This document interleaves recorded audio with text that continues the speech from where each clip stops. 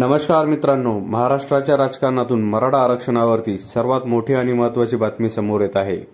मनोज जरांगे अर्ध्या रस्त्यातूनच फिरले माघारी, मुंबईत न जाण्याचं कारण सांगितलं। काय आहे सविस्तर बातमी जाणून घेण्यापूर्वी तुम्ही जर चॅनलवरती नवीन असेल तर चॅनलला सबस्क्राइब करून बेल आयकॉनचं बटन प्रेस करायला विसरू नका।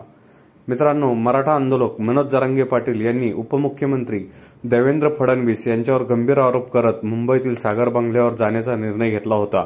मात्र आता त्यांनी आपला निर्णय तात्पुरता मागे घेतला।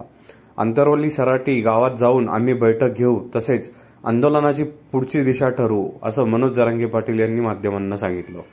सध्या मनोज जरांगे पाटील यांचा ताफा जालन्याच्या भांबेरे गावातून अंतरवली सराटीकडे रिटर्न निघाला आहे।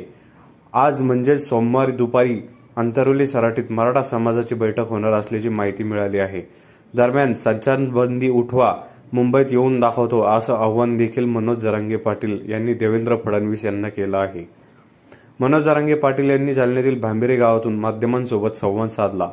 यावेळी बोलताना जरांगे पाटील म्हणाले, आम्हाला मुंबईत येण्यापासून रोखण्यासाठी राज्य सरकारने ठिकठिकाणी 5 ते 10 हजार पोलिसांचा बंदोबस्त उभा केला आहे। ते आम्हाला मुंबईत जाऊ देणार नाही। मी मुंबईत जाण्याचा प्रयत्न केला तर मराठा आंदोलकांना त्रास होईल।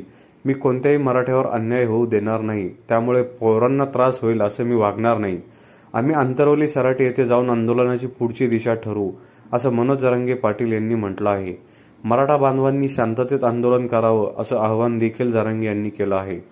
दरम्यान सागर बांगला सरकारी असून तिथे कोणीही येऊ शकतं असं देवेंद्र फडणवीस म्हणाले होते। त्यावर उत्तर देताना मला सागर बांगल्यावर बोलवून फडणवीसांनी मोठी चूक केली आहे, असं जरांगे पाटील यांनी म्हटलं आहे। संचारबंदी उठवा, मुंबईमध्ये येऊन दाखवतोच, असं आव्हान देखील मनोज जरांगे पाटील यांनी देवेंद्र फडणवीसांना दिलं आहे।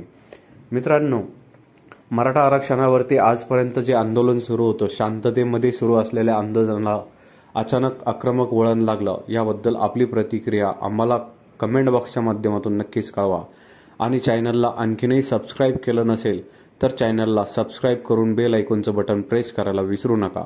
भेटू लवकरच एका स्पेशल रिपोर्टसह। तोपर्यंत धन्यवाद। जय महाराष्ट्र।